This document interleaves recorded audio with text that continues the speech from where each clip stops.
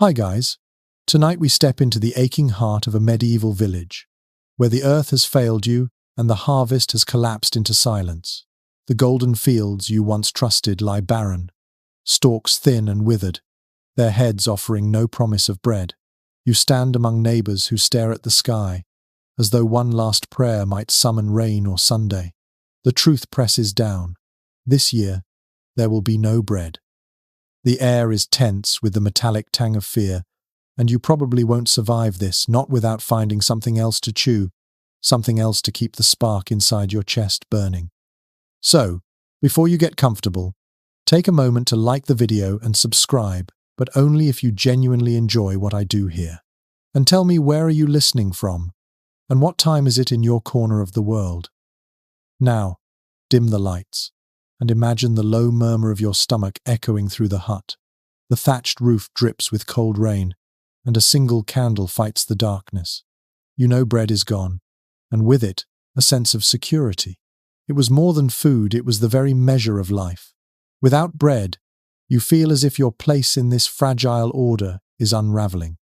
A mainstream historical fact tells us that in medieval Europe, bread could account for up to 3/4 of a peasant's daily calories.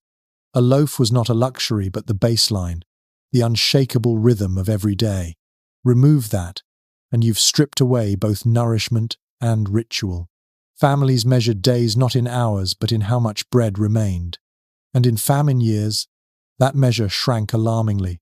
You counted crumbs instead of slices. You sit hunched at the rough-hewn table, watching a neighbor slice the final heel of rye bread, hard as a stone. It smells faintly sour, tinged with mold. The knife screeches against the wood as the wedge is passed around. Children squabble for the tiniest morsel, and you sense the desperation building like storm clouds. There's a hush after the last crumb is eaten, as though everyone is waiting for someone to declare a miracle, but none comes. Historians still argue whether famine was truly universal across the countryside, or whether some communities managed to buffer themselves through hoarding and careful planning. Perhaps a hidden store of oats under a floorboard kept a single family afloat, while others dwindled. Or perhaps wealthier households stretched out stocks by mixing flour with husks or legumes. What remains undisputed, however, is that entire regions faced sharp hunger when weather turned cruel. A quirky tidbit often overlooked. During famine years, some peasants described their bread as black, not because of rye or barley, but because they filled the dough with ground peas, weeds, or even powdered tree bark. Imagine chewing bread that smelled of forest floor, tasting of bitterness, crumbling like sawdust on your tongue. It was bread in name only, and yet it kept you alive another day. You lean back, ribs pressing against your rough wool tunic, wondering how many days can pass before your body begins to betray you. Hunger makes your senses sharper, cruelly so. The faint smell of smoke from the neighbor's hearth feels like a feast. The sight of a stray chicken darting across the yard makes your mouth flood with saliva. Even the sound of rain on the thatch feels heavier, reminding you of ruined wheat fields beaten flat. You trudge through the village, seeing despair carved into every face. The blacksmith no longer hammers. He lacks strength. The children play sluggishly, tossing pebbles instead of running. You hear one woman whisper about mixing sawdust into gruel, another about catching rats. Hunger becomes the only topic, the only thought, the only prayer. Night deepens, and you lie on the straw bed, belly gnawing itself into knots. Your mind drifts to the stories told by elders that hunger reveals true character. Some neighbors grow generous, offering their last onion. Others bolt their doors and watch through cracks as the desperate beg. You wonder where you will fall. Would you share your last loaf? Or guard it like treasure, even from your own kin? In the flicker of your candle you see the shape of the year to come, one without bread, one where every mouthful is an improvisation, an invention born of despair. The fields have failed you, but the story is only beginning. You don't yet know what strange, bitter, or barely edible foods will carry you forward. You only know that survival will demand more than hope. It will demand a stomach hardened to things you never imagined eating. And so, tonight, The story begins, not with abundance, but with absence. The year without bread. You wake the next morning with the same emptiness coiled in your belly, a hollow drumbeat that follows you out the door. The mist lies low over the fields, hiding the stunted stubble of last year's harvest. You walk slowly, head bent, eyes scanning the ground for something, anything that might fill the gnawing ache. In a world without bread, you are forced to look downward, into the soil itself, where roots hide quietly like secrets waiting to be pulled. A mainstream historical fact, root vegetables such as turnips, parsnips, and carrots were the unglamorous backbone of survival for peasants. They did not command feasts or poems, but in times of famine they offered life. These roots, buried deep, were less vulnerable to hail or drought than the exposed heads of grain. You squat in the mud, digging with calloused fingers, tugging at the stubborn greens. Your nails fill with dirt as the knobby body of a parsnip comes free, pale and misshapen, smelling faintly of earth and bitterness. Yet you are grateful. You chew it raw, and the sharp taste jolts your tongue. It is not pleasant, but it silences your hunger for a moment. You picture boiling it later, softening it into a weak broth that will stretch across your family's bowls. The pot will bubble, releasing a steam that smells faintly sweet, though thinner than the rich stews of better years.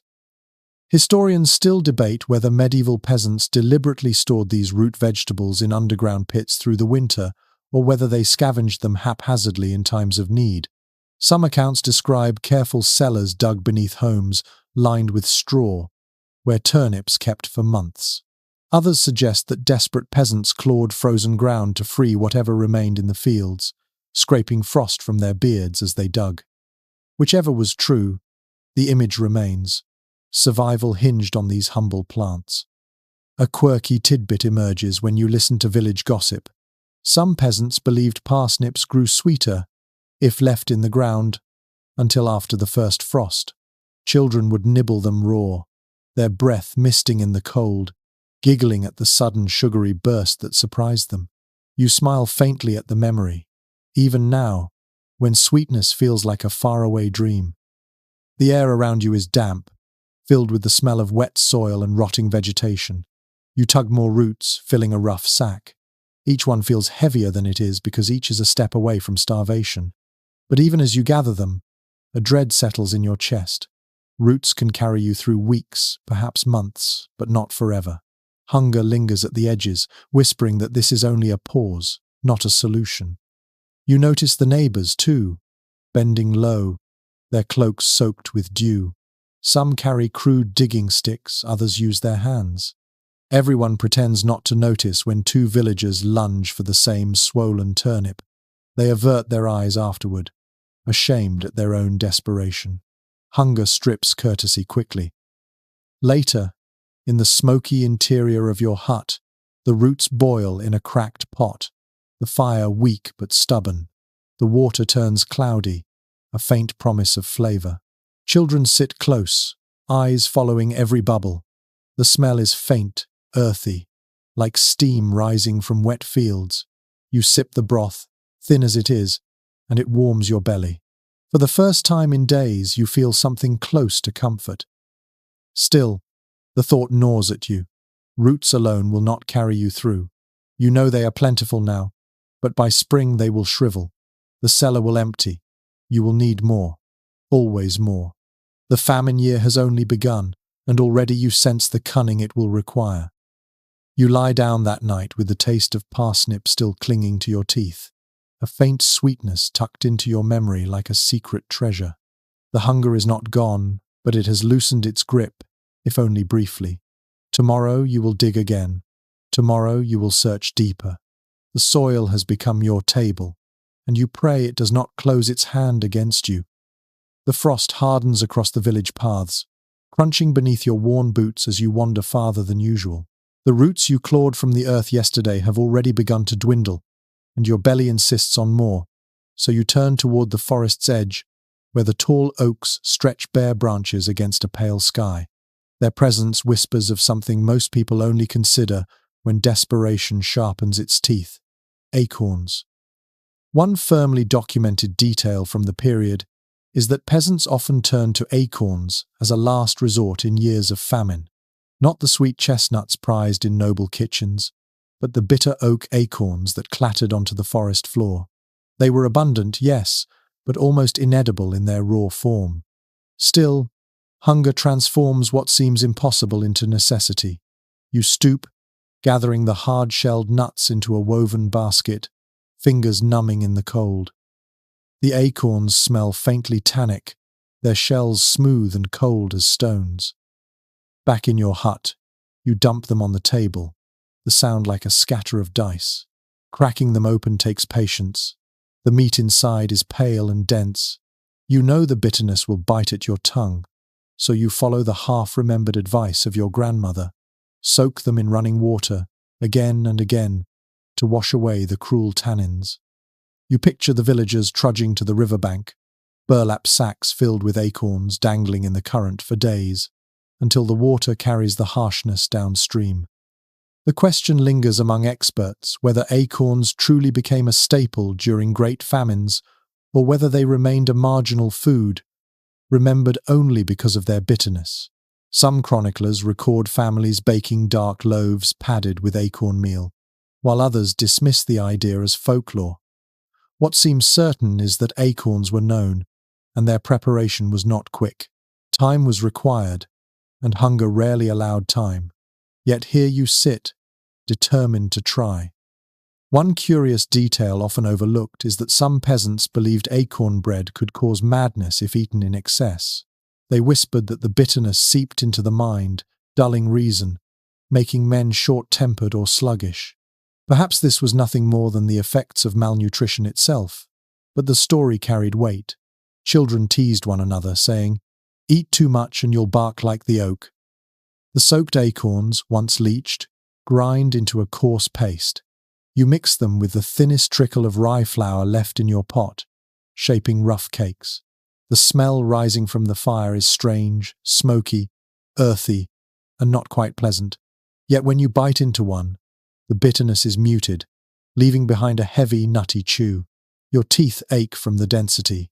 You feel it sink into your belly, not satisfying but anchoring, a ballast against the storm of hunger. Around the village, you see others with the same idea. Women gather with baskets, children trail behind, clutching handfuls of acorns, sometimes popping them into their mouths despite the taste. The faces are grim, but there is also a flicker of resilience. Nature has withheld grain, but she has offered these hard little gifts, and you learn quickly to accept them. Evenings stretch long in the smoky huts. You sit by the low fire, gnawing on acorn cakes, listening to neighbors whisper about years past. They speak of the great famine that once swept the land when whole families perished, and acorns became both curse and savior. Someone insists that a man in a nearby village lived 3 months on nothing but acorns and river water. Another swears such a diet left his hair brittle and his eyes yellow. Stories blur fact with fear, yet each carries the weight of truth. You eat what you must, not what you wish. You close your eyes, chewing slowly, imagining what it must feel like to taste proper wheat bread again, warm from the oven, the crust crackling, the crumbs soft and airy. The contrast is almost unbearable. Hunger sharpens memory, and the phantom of bread haunts you with every bite of acorn. Still, the oak sustains you in its grim fashion, its bitterness a reminder that survival often comes clothed in discomfort. By the time you curl under your thin blanket, your stomach is heavy but restless. The acorns lie in you like stones, demanding energy to digest. You shift and groan, wondering whether you've traded one kind of suffering for another. Yet you remind yourself, you are still alive, and in a famine year, that fact alone is enough to carry into tomorrow. Your hands ache from splitting shells, your jaw sore from chewing bitter bread, yet hunger gnaws with persistence. So, you begin to notice what sprouts stubbornly at the edges of fields, the places where soil meets ditch or hedgerow. Not wheat, not barley, just weeds. They wave in the cold wind, uninvited guests. But in famine, even weeds are welcomed. Records from the time consistently show that peasants turned to wild greens when cupboards emptied.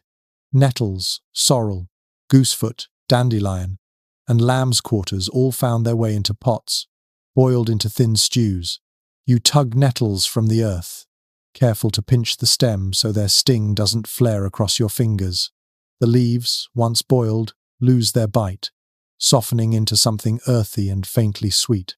Sorrel offers a lemony tang, sharp enough to jolt your tired tongue. Goosefoot, with its dusty leaves, cooks down into a spinach-like paste. They smell grassy, like wet meadows, and steam curls in gentle ribbons as the pot simmers. An unusual footnote from the Chronicles suggests that in some villages, weeds weren't merely tolerated but prized as God's greens. Children were sent to gather them as chores, their baskets filled not with treasure, but with survival. The irony is striking.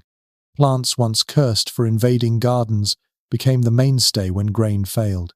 You wonder how many curses were replaced by prayers of thanks in years like this. Researchers remain uncertain about how much of these greens could actually sustain a body over weeks or months. Some argue they offered vital vitamins that kept scurvy and weakness at bay, while others doubt their caloric contribution. After all, you can eat a bowl of nettle broth and still feel the pangs gnash again within an hour. Yet the warmth, the smell, and the illusion of a full belly carry their own medicine. One curious oddity passed down in stories is that nettles were thought to cleanse the blood. Villagers joked grimly that if famine didn't kill you, nettles might make you glow with health. Old women muttered charms over boiling pots, believing the leaves chased sickness as well as hunger. You sip the hot broth and imagine for a fleeting second that they might be right. The texture is thin, the taste faintly metallic, but it spreads heat through your chest. You close your eyes and let the steam fog your lashes. It is not bread, not meat, not cheese, but it is something. The children lap it greedily, green streaks on their chins, and you let yourself feel a flicker of relief. For tonight, at least, no one will sleep on an entirely empty stomach. Still, you know weeds are fragile allies. The frost can kill them overnight, and soon the ditches will offer nothing but ice and mud. You imagine spring, when dandelions burst yellow, but spring feels like another lifetime. Right now, you will pluck what survives. You trudge back into the night air, the chill sharp against your skin, stomach faintly warmed. Above you, the stars are brittle points of light, and the silence of the village is heavy. Fires glow weak in huts, their smoke curling like thin fingers. Somewhere, you hear a cough, dry and desperate. Hunger does not strike all at once. It lingers, carving away at people piece by piece. You wonder who will still be here when the weeds vanish and the soil hardens to stone. The smell of nettle still clings to your fingers as you lie down. You pull the cloak tighter, pretending you are full, pretending the hollowness has softened. The truth is harsher. You are merely delaying the emptiness, stretching it across days like thin cloth across a window. Yet even delay can feel like a victory. In a famine year, weeds are more than weeds. They are hope with roots shallow but persistent.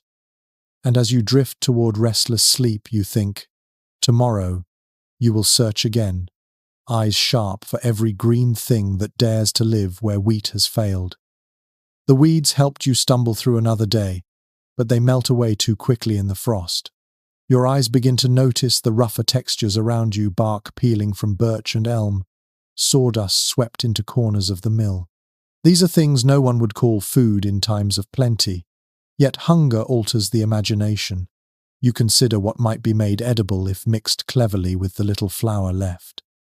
Contemporary accounts make clear that in years of famine, peasants sometimes stretched dough with powdered tree bark or coarse sawdust, creating loaves that were heavier than stone and harder than kindness. Birch bark, scraped thin, could be dried and ground into a greyish powder. Mixed with water, it smelled of smoke and wood smoke resin, faintly bitter but strangely filling. Millers swept up the husks and bran that wealthier customers rejected, bagging them for desperate neighbours who could not afford pure grain. A small but striking oddity is that in some places, chestnut or pine bark was boiled into a thick glue-like paste, then left to cool into jelly. Children would poke at it, laughing at its wobble before chewing reluctantly. Imagine a dinner where your spoon sticks upright in the bowl, and the taste lingers like damp wood on your tongue, not nourishing in the truest sense, yet better than nothing. Scholars continue to disagree on how widespread this bark bread really was. Some argue the references are exaggerations, metaphors for hardship rather than culinary fact. Others point to archaeological evidence, charred loaves excavated with fibers of wood still visible. The uncertainty adds to the eerie image. Somewhere, a family sat around a table gnawing at bread that once belonged to the forest itself. You remember the sound of teeth scraping against crust, the way jaws ached afterward. The crumbs did not soften in water, not fully. When baked, the smell was less bread and more like the inside of a carpenter's shed, sawdust baked into heat. You chewed until your gums hurt, and yet the ache in your belly eased slightly. That contradiction was what famine demanded: pain in one place traded for relief in another. Walking through the village, you see other households attempting similar tricks. Thin loaves, dark and strange, are carried carefully from hearth to table. No one speaks with pride of them, but everyone eats. You notice the older folk chew slowly, as though swallowing each bite is an act of willpower. Children complain at first, spitting out the splinters, but hunger bends them quickly. After a few days, even the complaints fade. The smell of bark bread drifts from chimneys in dull waves, a scent that would seem absurd in other times. You imagine what a nobleman might say if he caught wind of such meals: disgust, perhaps, or laughter. Yet you know survival often wears ridiculous masks.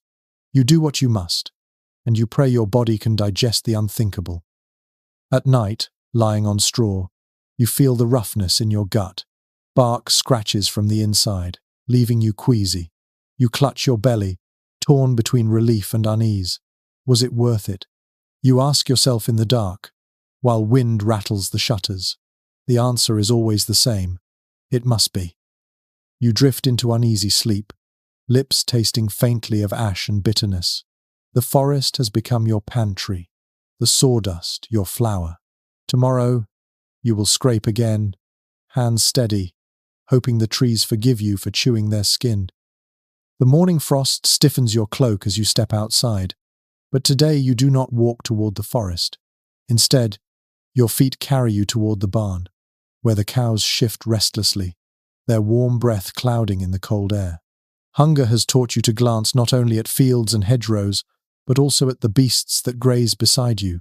Milk, curds, and cheese, these humble gifts of animals become lifelines when bread vanishes. Chronicles from the era emphasize how vital dairy was in lean years. Even when grain failed, a cow still produced milk, though less in winter. That milk could be stretched, boiled into thin porridge, churned into butter, or left to sour and curdle, producing lumps that slid into broth. Coarse wheels of cheese, often cracked or mold-spotted, lingered in cellars long after meat spoiled.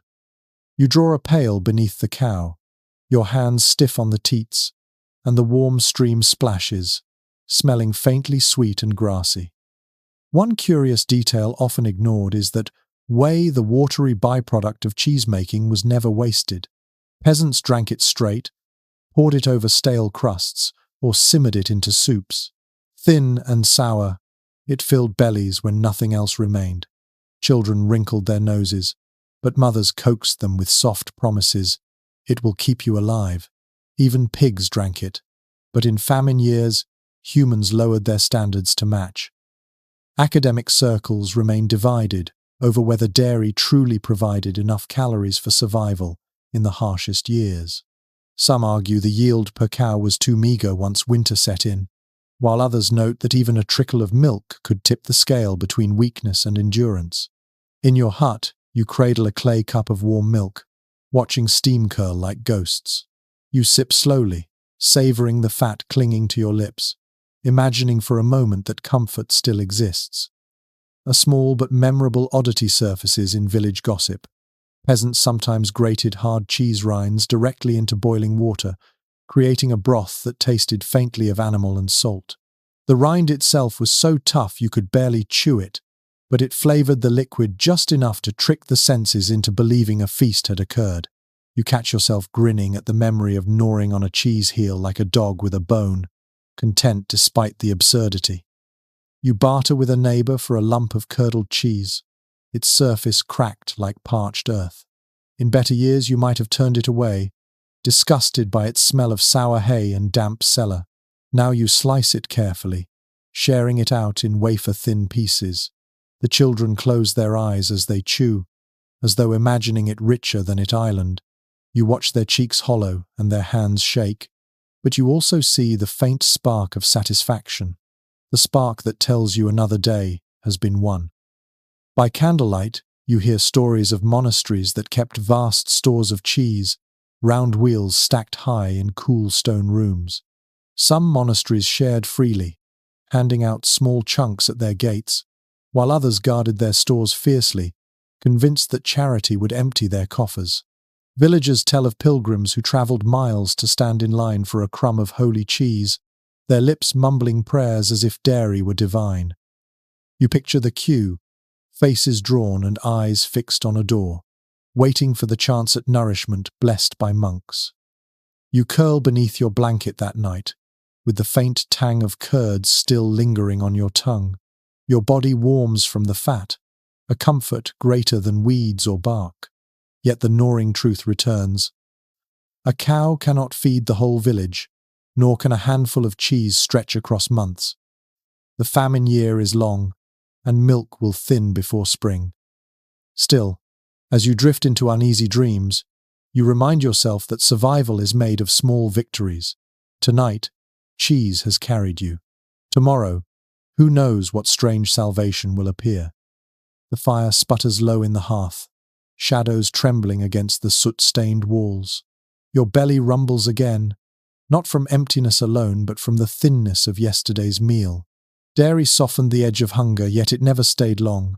So you turn to what has always been the peasant's fallback: pottage. Not the rich stews of nobles, thick with meat and spice, but the watery cauldrons that bubble endlessly in cottages, catching whatever scraps happen to fall in. Chroniclers frequently note that the perpetual pot was the most common form of sustenance across medieval Europe. A single pot often hung over the fire day and night, never emptied, simply topped up with water and new ingredients. A turnip one day, a handful of beans the next, a bone gnawed nearly clean dropped in for flavour. The broth grew darker, cloudier, stranger with each addition. You ladle it into wooden bowls, steam curling against your chilled face. It smells of earth, smoke, and faint sweetness, but never quite enough to satisfy. One unusual observation in surviving recipe fragments is that pottage was sometimes stretched with handfuls of straw or hay, not for nutrition, but to thicken the liquid and fool the mouth into believing it chewed substance. Imagine gnawing on softened stalks, swallowing fibers that scratch all the way down. People laughed at the absurdity, but laughter came with full mouths, or as close to full as they could manage. The scholarly community remains divided about how effective pottage truly was at sustaining life during famine years. Some argue it delivered crucial calories by combining legumes, fats, and grains in small amounts.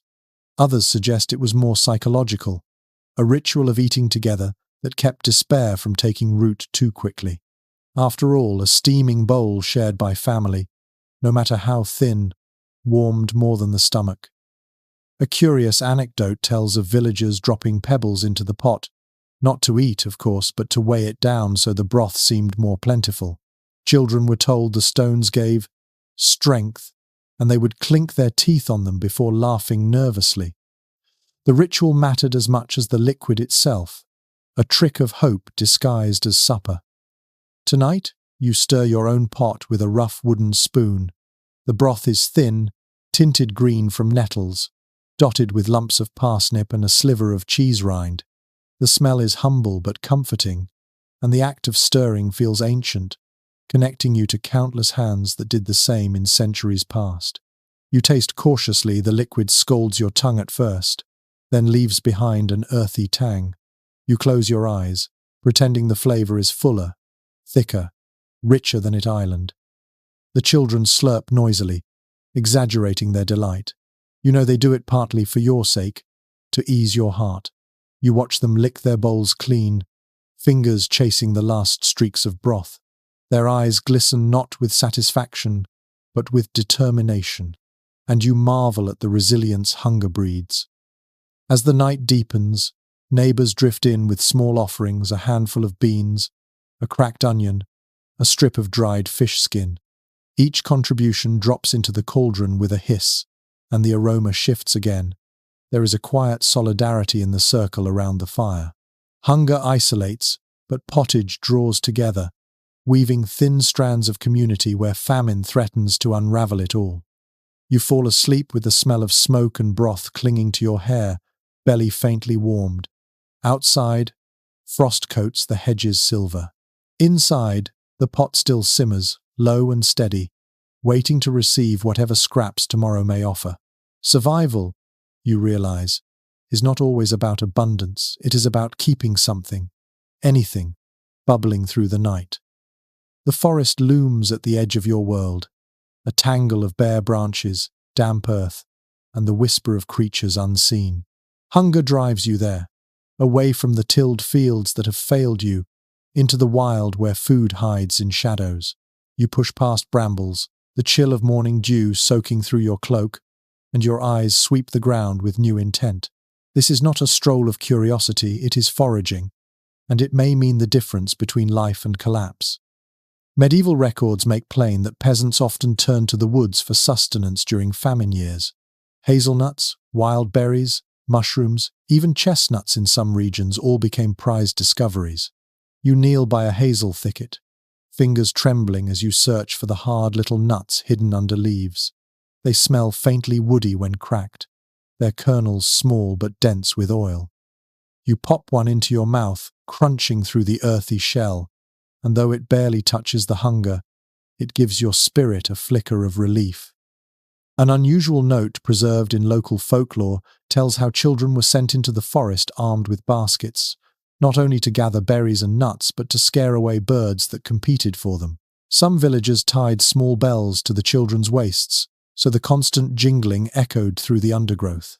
The forest became a symphony of desperation, metal and laughter ringing out against the hush of trees. You imagine the noise, half play and half survival. There is no consensus among scholars about the safety of mushrooms in medieval diets. Some sources insist that villagers could distinguish the edible from the poisonous with remarkable skill, while others believe mistakes claimed countless lives. You crouch now at the base of an oak, staring at the pale caps clustered like teeth. Do you dare? Your grandmother's voice echoes. Red ones kill, white ones deceive. Still, your stomach twists, and your hand hovers closer. The risk is real, yet hunger mocks hesitation. One odd story clings to your mind. A man once boasted of surviving an entire season on nothing but boiled nettles and mushrooms, yet the villagers swore he grew shorter by the end of winter, as though the forest had shrunk him. Perhaps they only meant his cheeks hollowed, his back stooped, but the image lingers, a caution and a joke at once.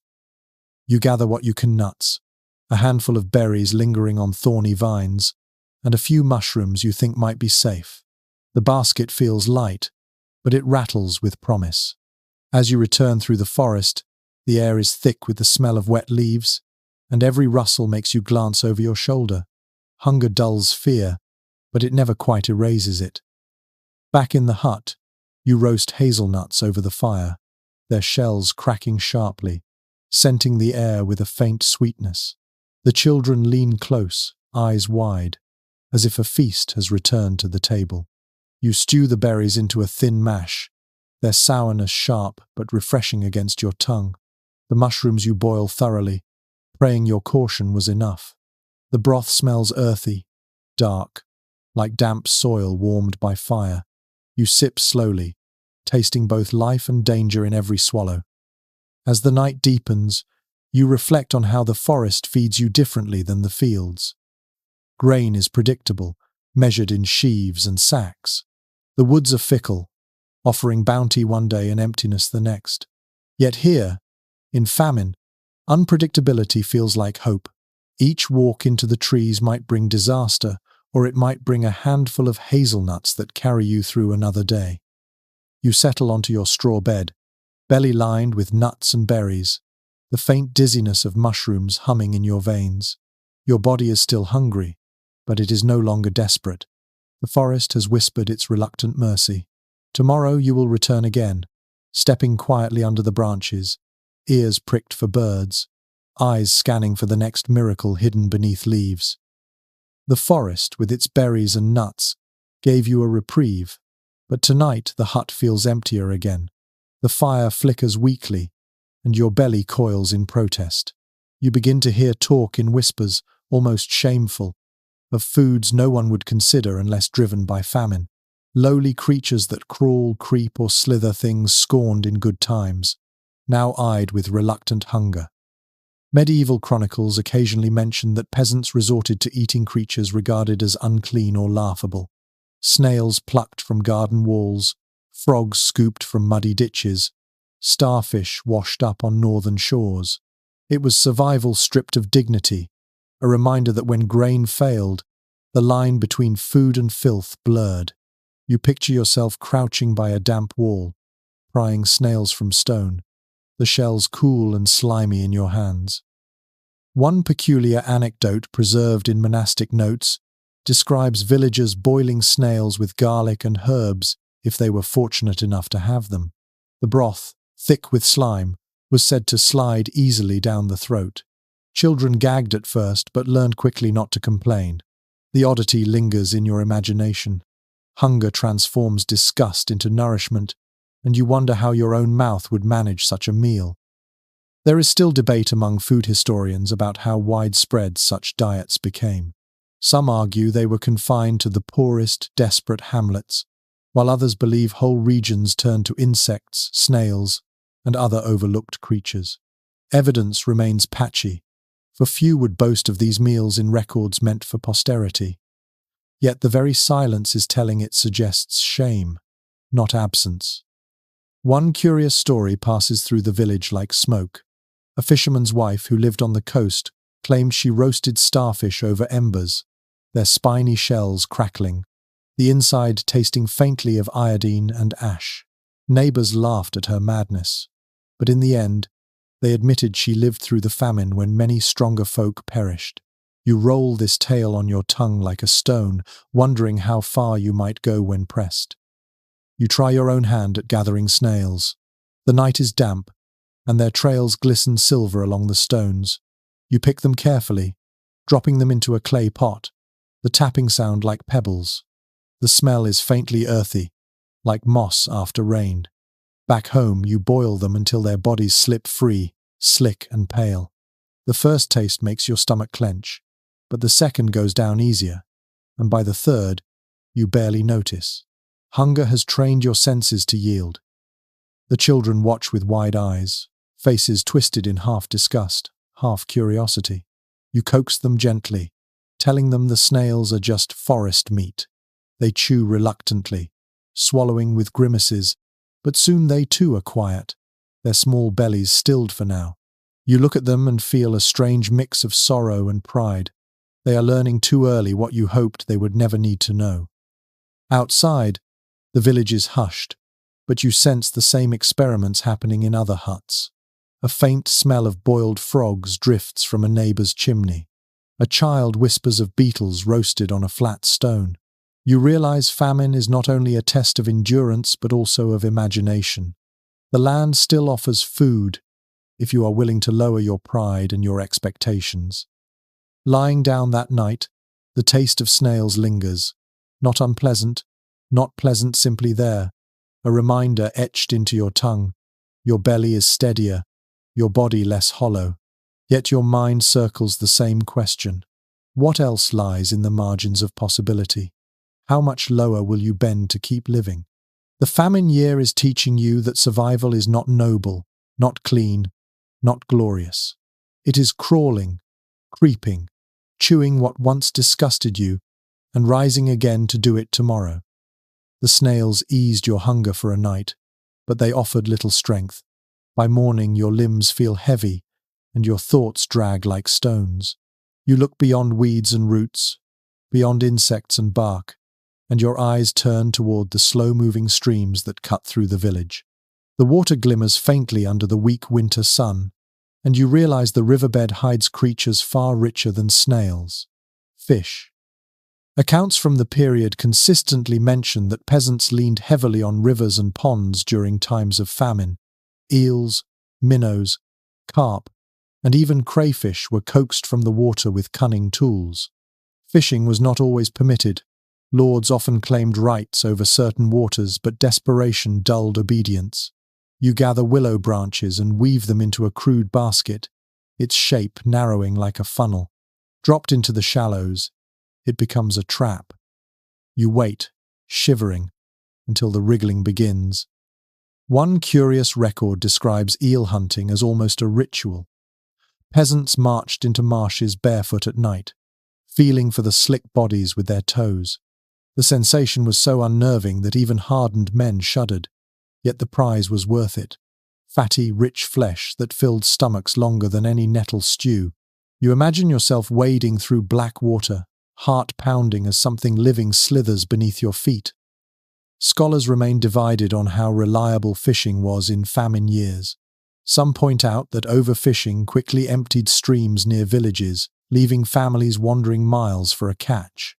Others believe ponds and rivers were carefully managed, providing lifelines precisely because peasants knew their limits. Whatever the truth, you now pull your trap from the water, and inside a small carp flaps wildly, scales glistening silver like coins in the sunday. An unusual tidbit tucked into folklore tells of peasants who believed eels carried the souls of the dead.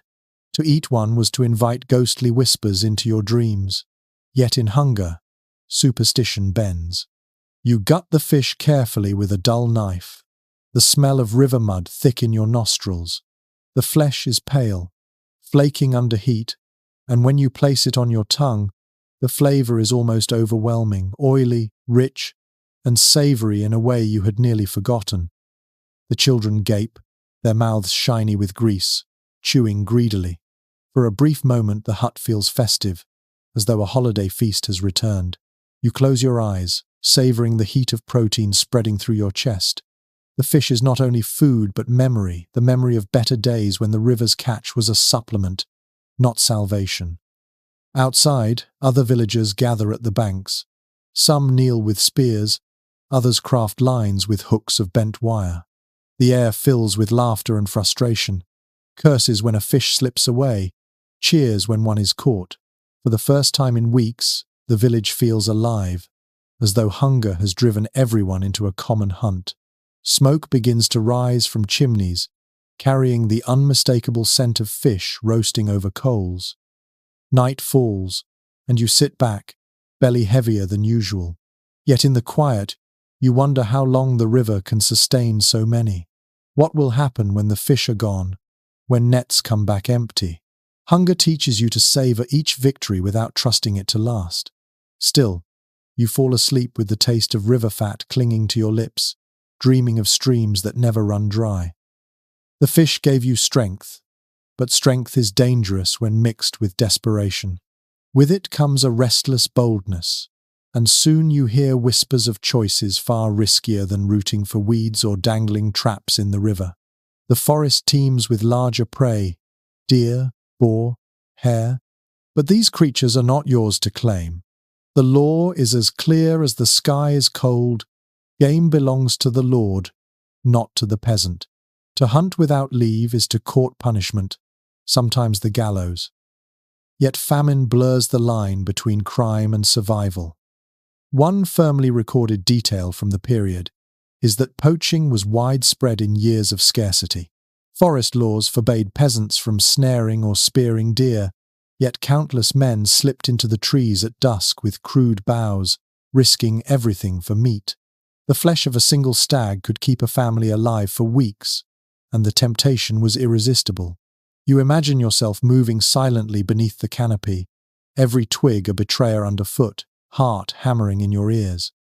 An unusual chronicle from the 13th century describes how some villagers disguised themselves as monks to poach more safely, chanting prayers aloud while carrying crossbows under their cloaks. The oddity almost makes you laugh. It paints a picture of men half holy, half hungry, gambling salvation for venison. Would you dare such a trick if it meant a hot meal? Researchers remain uncertain about how often peasants were caught and punished. Some documents show brutal sentences, blinding, mutilation, even death, while others suggest lords sometimes looked the other way, knowing too many bodies in the fields weakened their own wealth. Perhaps both were true, depending on the lord's mood and the season. That uncertainty sharpens the tension as you stand in the dark forest, listening for the crack of a branch, wondering if it belongs to a deer or a guard. A curious tale circulates in your village. A man once snared a young boar and fed his entire street for a week, yet he was betrayed by the greasy smoke drifting from his chimney. The lord's men dragged him away, and the villagers whispered that his last words were worth remembering. Better to die with meat in my belly than live gnawing bark. His story lingers like a warning, and a dare at once. You crouch by a deer path now, clutching a sharpened stick. The forest smells of moss and damp bark. Every sound magnified the distant hoot of an owl, the shuffle of leaves. When at last the animal appears, antlers like dark branches, your breath catches. It is beauty and salvation wrapped together. Your arm trembles, courage fighting terror. Do you strike? You know the cost if caught, yet your ribs ache with emptiness. In the end, you let the stag pass, watching its shadow dissolve into the trees. Hunger still gnaws, but fear bites harder. You trudge home with only sticks for company, heart pounding. Tonight, you will chew roots again, perhaps stretch flour with husks. But the image of the deer haunts you, a reminder that survival sometimes hides behind forbidden doors, doors that only the desperate dare to open. You lie on your straw bed, torn between relief at your caution and regret at your restraint. Sleep comes slowly, filled with visions of venison roasts you never tasted. Hunger, you realize, is not only about emptiness, it is about choices you are forced to make. Choices that carve your soul as sharply as they carve your stomach. The stag you spared still lingers in your mind, its shadow stalking your thoughts long after the forest swallowed it. Hunger sharpens your ears, and you begin to notice smaller sounds in the hedgerows, the flutter of wings, the frantic rustle of tiny bodies. Large animals might be too dangerous to chase, but birds, lowly, plentiful, often overlooked, become the next target of your starving imagination. Medieval records remind us that peasants frequently trapped small birds during famine years. Sparrows, pigeons, starlings, rooks, creatures that once annoyed farmers by stealing grain, suddenly became prizes. You wander along the edge of a field, eyes scanning the hedges where a cloud of sparrows darts in and out. You hold a simple snare made of string and a bent twig. Set carefully, it is baited with crumbs no larger than your fingernail. Hunger teaches patience. You crouch in the frost, waiting for wings to settle. A curious note preserved in a 14th century manorial roll mentions fines levied against villagers who stole the lord's pigeons. Imagine being punished for plucking a bird you once considered vermin. Yet pigeons were fattened in dovecotes for the nobility, their droppings prized as fertilizer. To steal one was theft not just of food but of privilege. Still, desperation has little respect for privilege. Scholars remain divided over how much nutrition these small catches truly offered. One pigeon barely fills a pot, and a sparrow hardly more than a mouthful. Yet the rich oils of bird flesh, the dark meat and marrow, could sustain more than a bundle of weeds ever would. Was it enough to keep whole families alive? Or did such catches serve more as psychological victories, moments of triumph that gave people courage to endure? The debate lingers like the smoke of a half-extinguished fire. One unusual anecdote that surfaces in folklore is that children often became the best bird catchers. Too small to wield ploughs, too light to snap branches, they spent hours creeping near hedges, flinging nets or stones with startling accuracy. In some tales, they even mimicked bird calls, drawing their prey closer with whistles and chirps. The village might mock them in better years, but during famine they became celebrated hunters. You picture a thin child returning with 2 sparrows tied to a belt, grinning proudly as though carrying a stag. You try your own hand at it. Hours pass before your trap snaps shut, and the sudden flutter makes your heart leap. A pigeon struggles inside, wings thrashing against twigs. You approach quickly, hands steady despite the guilt that stirs. The bird smells of feathers and dust, warm life thrumming in its body. You end it quickly, whispering an apology no one hears. Back in your hut, you pluck the feathers by the fire. They float like snow, sticking to your skin, catching in the smoky air. When the bird roasts on the spit, the hut fills with a scent you almost forgot, rich, savory, unmistakably meat. The children crowd close, eyes wide as coins, their hunger sharp, but their excitement sharper. The skin crisps, blistering with fat, the crackle echoing through the silence. When you finally carve it, the meat barely stretches across the bowls, but every bite feels like wealth. The flavor is deep, smoky, tinged with salt rubbed from the last precious pinch in your pouch. As you chew, you realize how much of survival is measured in moments of taste. A pigeon today might mean weeds tomorrow, bark the next, but tonight, your tongue remembers joy. The bird is gone quickly, bones sucked clean, marrow scraped with tongues. Yet the warmth it leaves in your chest lingers long into the night. Later, lying on your straw bed, you hear wings flutter in the rafters. A sparrow trapped inside the hut beats against the dark. Your stomach tightens again, but you smile faintly. Not every bird must be eaten. Some will sing you to sleep. The pigeon feast fades into memory as quickly as smoke from the hearth, leaving behind both strength and a sharper awareness of what else might be eaten. When famine stretches too long, the boundaries of food blur even further, creeping into shadows most would rather avoid. Whispers ripple through the village, whispers of meals so taboo that people lower their voices, glancing over shoulders before speaking. You hear them at the well, muttered in shame. Dogs, cats, even crows. Chroniclers of the period occasionally recorded such dark recourses, often with horror. Dogs, long companions of hearth and hunt, were sometimes slaughtered when grain failed and livestock had already vanished. Cats, guardians of barns and keepers of mice, found themselves eyed with hunger rather than affection. Crows, black scavengers of battlefields, became food for the starving, roasted over flames despite the oily bitterness of their flesh. These accounts remind you that famine strips away sentiment as surely as it strips flesh from bone. One odd detail that survives in folklore is that people sometimes justified eating dogs by saying they were closer to pork than beef. The phrase unsettles you, but you understand the need for such fictions. In a world where loyalty and companionship are luxuries, the line between pet and meal blurs.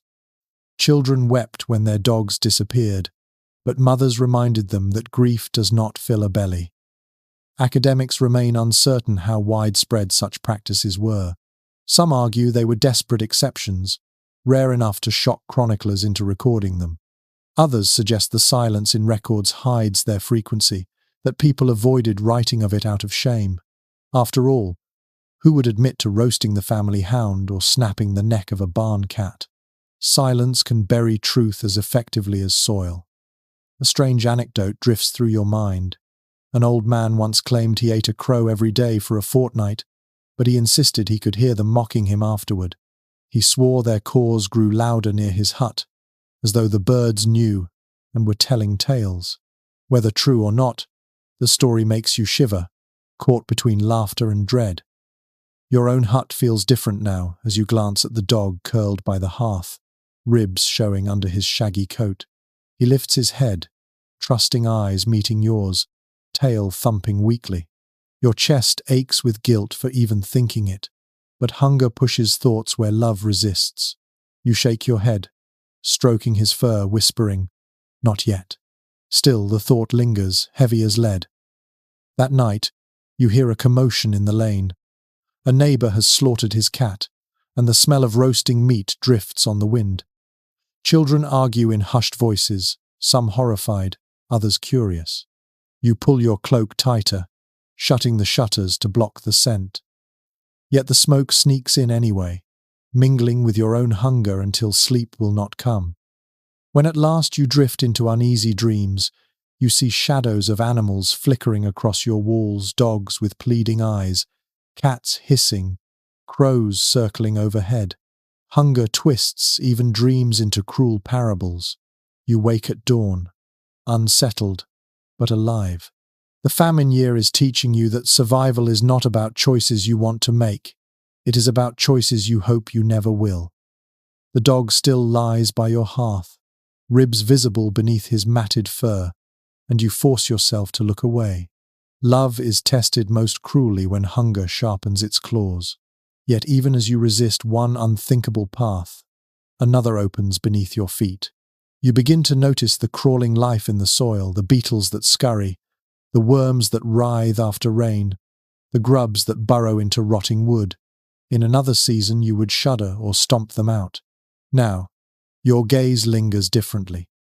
Documents from certain monastic gardens mention that peasants scavenged insects during lean years, though such notes are often written with disdain.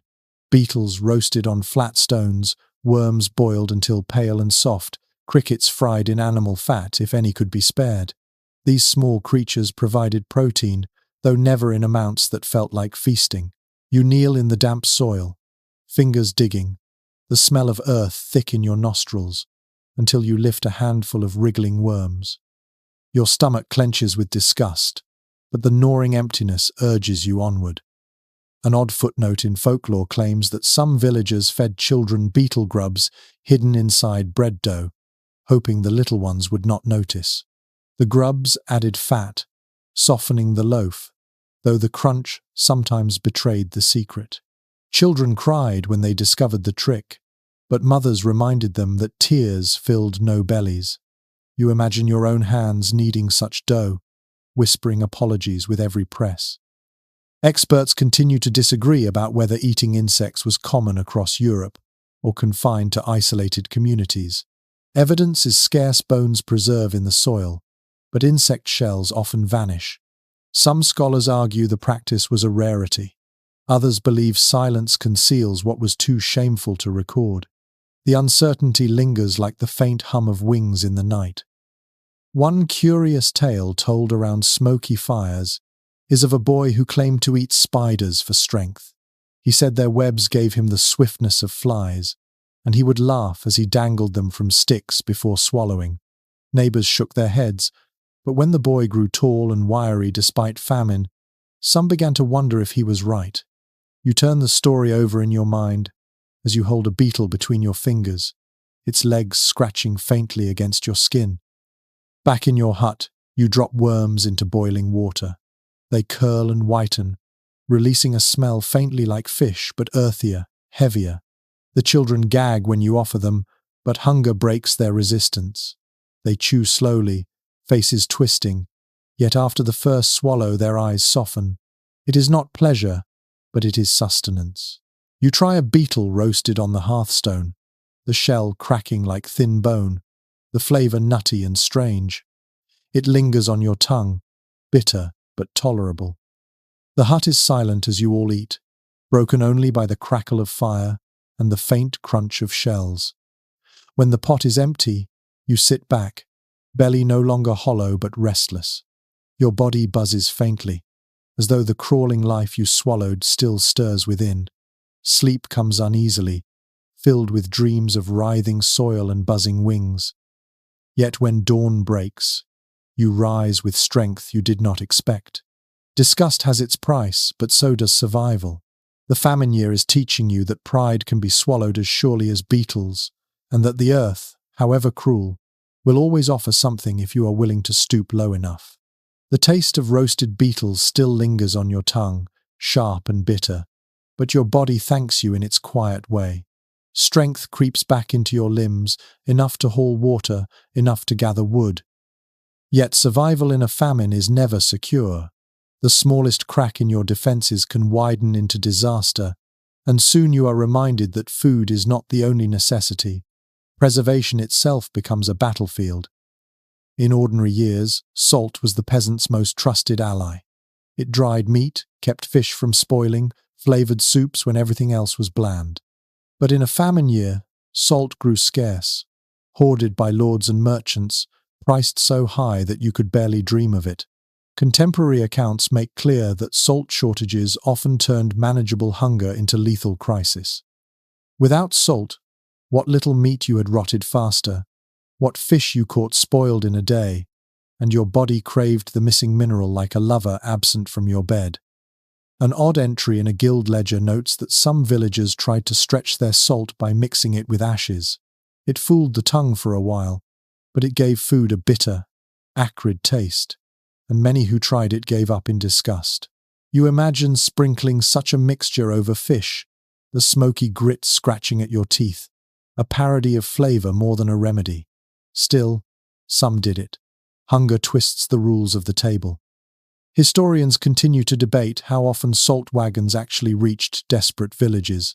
Some chronicles describe relief carts escorted by guards, the salt rationed like treasure. Others suggest merchants exploited famine, selling at ruinous prices to those who would give anything for a pinch.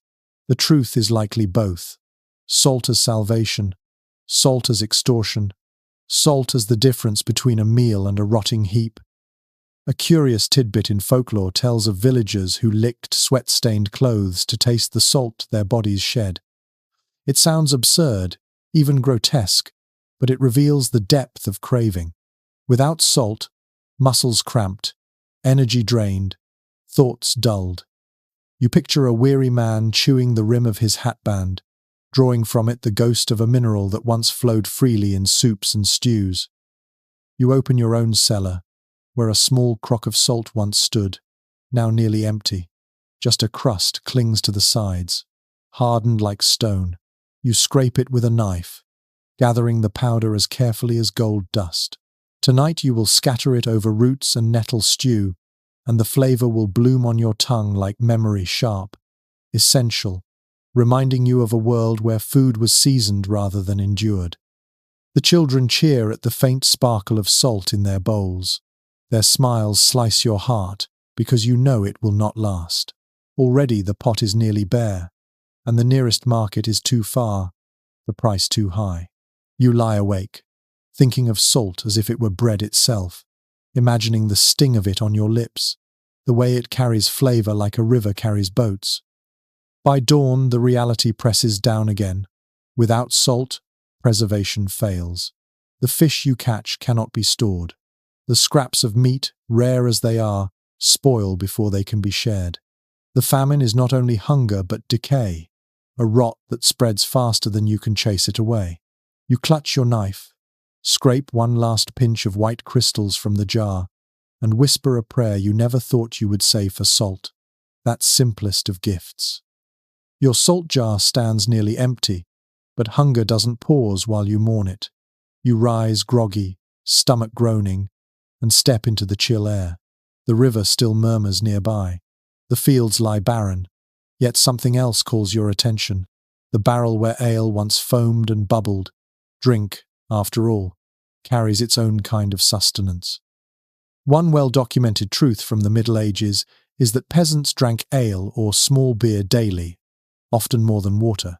Not because they sought merriment, but because weakly brewed beer carried calories, B vitamins, and safer hydration than questionable wells. Even children drank it, thin and sour, barely alcoholic but filling enough to count as food when food failed. You lift a jug now, the liquid pale and cloudy, smelling faintly of yeast and straw. It is no feast, yet your mouth waters. A curious footnote in brewing history tells how households recycled brewing dregs until flavor vanished. The first brew, strong and hearty, went to those with means. The second, weaker, stayed with the brewer's family. The third or even fourth barely coloured the water, yet peasants drank it gratefully, calling it small beer. Imagine sipping something so weak it feels like ghost water, yet knowing it might be the only thing between you and collapse. There is no consensus among scholars about how heavily famine villages leaned on brewing. Some argue that ale became the backbone of survival. Its grains stretched further than bread could manage. Others note that famine often destroyed barley harvests too, leaving the drink scarce or sour. What remains certain is that every drop was guarded, shared, and treasured. You cradle your jug with reverence, swallowing slowly, feeling the faint warmth spread through your chest. One unusual story preserved in folklore describes villagers brewing beer with oats, peas, or even mashed turnips when barley was gone. The taste was described as sour enough to curl the tongue, yet still considered precious. Children laughed at the bitterness, puckering their lips, but they drank anyway. You picture such a brew bubbling in your own cracked barrel, strange and pungent, yet alive. You pour the cloudy ale into wooden cups, handing them round. The children sip, faces wrinkling at first, then settling into contentment. The drink is thin, but it soothes. Your body hums faintly, as though reminded of better years when ale was more than medicine. The fire glows warmer, your voice softer. Stories slip easier from your tongue. Even hunger seems quieter after a few gulps, dulled by the gentle haze. Night deepens. Outside, frost stiffens the earth, but inside the hut you feel steadier. Your belly may still be hollow, but the drink blunts the ache. You lean back against the wall, watching the last of the foam slide down your cup, and you think, perhaps survival is not always about chewing. Sometimes, it is about swallowing hope in liquid form, no matter how weak. When you finally lie on the straw bed, the faint buzz of yeast still lingers, and your body relaxes for the first time in days. The famine has taken bread, salt, meat, and comfort, but for tonight it has not taken ale. The jug of ale soothed you, but its warmth faded quickly, leaving your stomach restless once more. By dawn, your belly growls with a new insistence, and you turn toward the rough sacks piled in the corner. They once held precious grain, but now only dust remains: husks, chaff, the coarse sweepings from the mill. In better times, animals would have eaten this. Now, you find yourself staring at it as if it were treasure. Chroniclers of the time often remarked that during famine years, peasants lived on bran alone, not the soft interior of wheat, but the gritty outer shell, ground fine or coarse. It was bitter, fibrous, and difficult to digest, yet it offered something to chew, something to quiet the emptiness. You scoop a handful now, the particles rough against your palm, smelling faintly of dust and straw. You know what must be done: boil it into gruel. An unusual note in monastic cookbooks mentions that bran gruel was sometimes flavored with onions or leeks when available, though most of the time it remained plain, a grey sludge that filled the bowl but not the heart. Some monks praised its humility, calling it food for the soul as well as the body. You cannot help but smile wryly at that your soul feels no holier after eating such slop. Academic voices remain divided about how nourishing bran truly was. Some argue it provided bulk but little energy, leaving the starving even weaker. Others claim its fiber offered a strange benefit, slowing hunger and keeping bowels moving when richer foods vanished. Whatever the truth, you pour water into the pot, sprinkle the bran, and stir as it thickens into something between paste and soup. A curious anecdote from peasant folklore insists that the first spoonful of bran gruel should always be given to the oldest in the household, for they know best how to endure bitterness. You glance at your own children and wonder whether this was simply a polite fiction, a way to hide the fact that the elderly often received the smallest portions. Still, you ladle out a bowl for the oldest neighbor who has joined you tonight. He swallows slowly, his eyes closed, as though savoring something finer. The taste when you sip it is harsh, gritty between your teeth, the texture closer to mud than porridge. It clings to your tongue, and the smell is faintly musty, like damp hay. Yet as it slides into your belly, the sharp pangs dull. You glance around the room, Children eat silently, scraping their bowls, eyes lowered. No one complains. Complaints waste energy. As night falls, the pot sits nearly empty, its sides crusted with brown residue.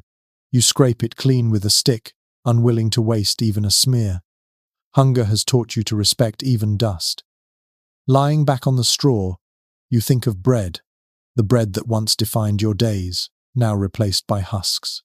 Bran gruel is a shadow of bread, a ghost of grain, yet it has carried you through another night. You close your eyes, grit still between your teeth, and whisper, thanks not for abundance, but for survival in its most meager disguise. The memory of gritty bran lingers like sand on your teeth, but hunger presses you past disgust. In famine, you find yourself staring at objects once thought useless, even absurd.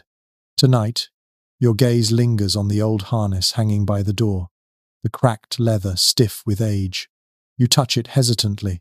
Could even this be eaten? The question would have seemed madness in another year. Now, it feels like possibility. Medieval accounts occasionally record peasants boiling leather during the harshest famines. Shoes, belts, harnesses, anything tanned and tough was softened in pots for hours, even days, until the fibers surrendered into something chewable.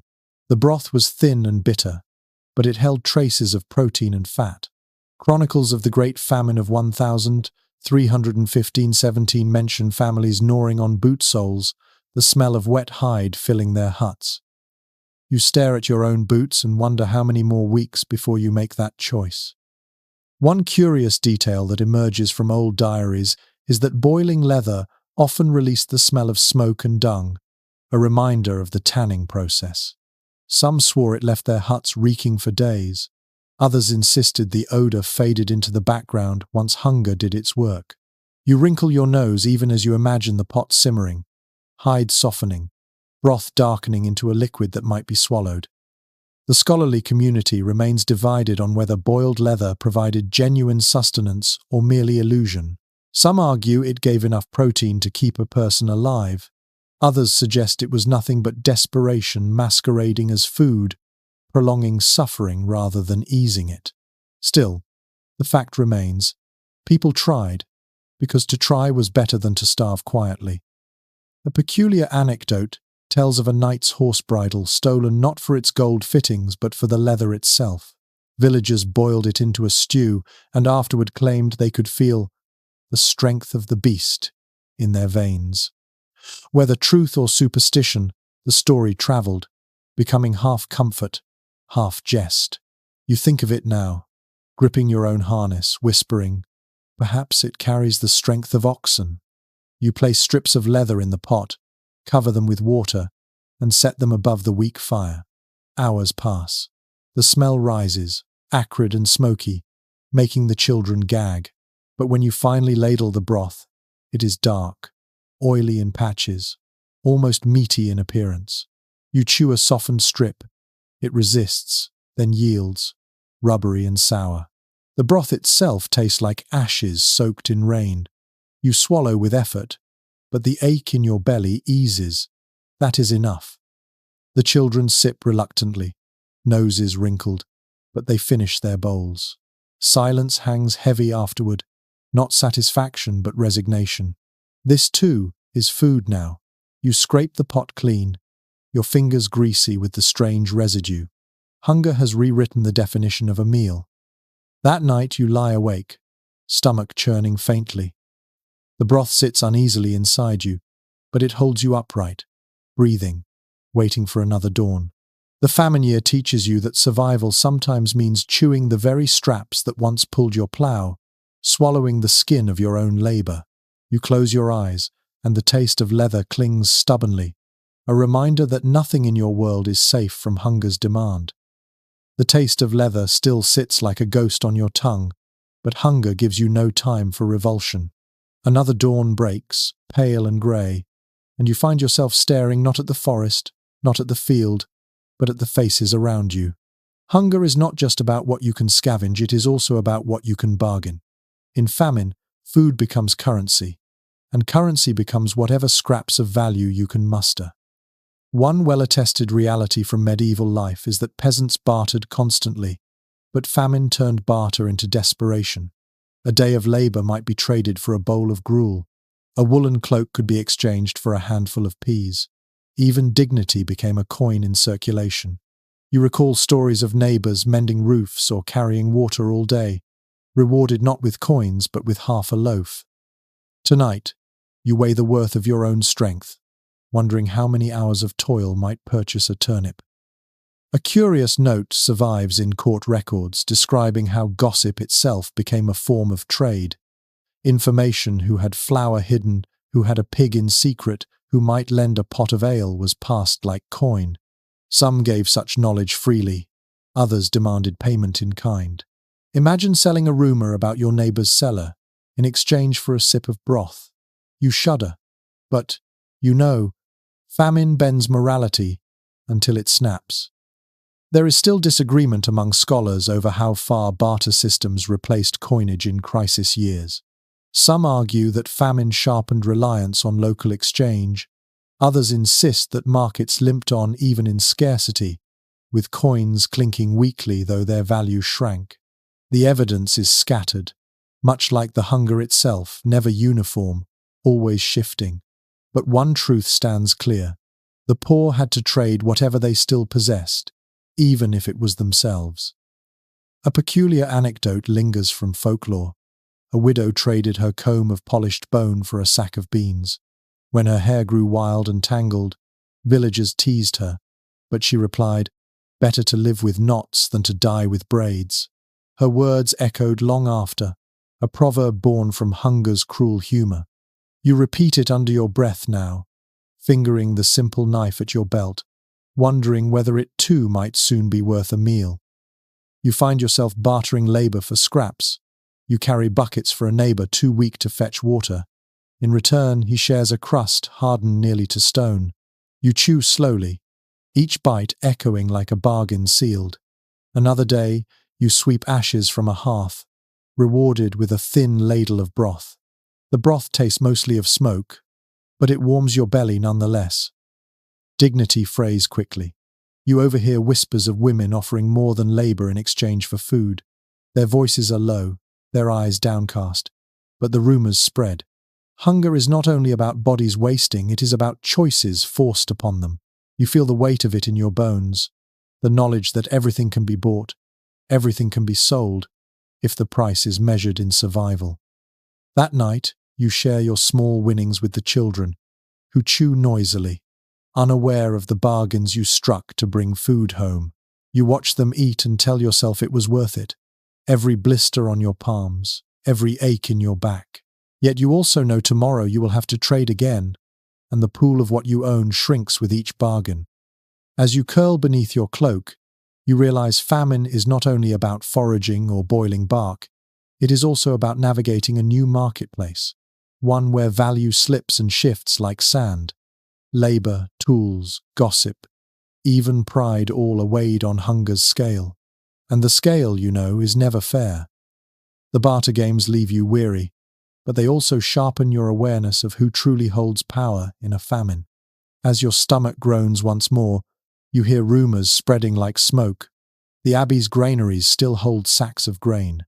Behind stone walls and wooden gates, monks guard cellars filled with barley, oats, and rye. Some say the stores are for charity, others whisper they are for the monks alone. Hunger twists these whispers into temptation. Contemporary records describe monasteries as both lifelines and fortresses during famine years. On holy days, some abbeys opened their gates, handing out loaves or thin bowls of pottage to the starving who gathered at the doors. Yet just as often those same gates stayed shut, guarded by brothers who feared the desperate crowds might overwhelm them. You stand at the edge of the road now, watching a line form at the abbey's entrance, faces gaunt, eyes hollow. The smell of bread drifts faintly from within, enough to make your jaw ache with longing. A curious entry in a parish chronicle tells of villagers sneaking into monastery fields at night to glean stray ears of grain. They whispered prayers even as they stole, hoping divine ears might forgive theft when it was done with trembling hands. Some were caught and whipped publicly, a cruel irony when the same monks preached mercy. You think of these stories as you glance at the abbey wall, its stones cold and unyielding, its doors bolted tight. Researchers remain uncertain whether monastic charity truly alleviated famine or merely softened its edges. Some evidence suggests monks shared generously, even emptying their own stores, while other accounts accuse them of hoarding and selling at high prices. The truth is likely mixed.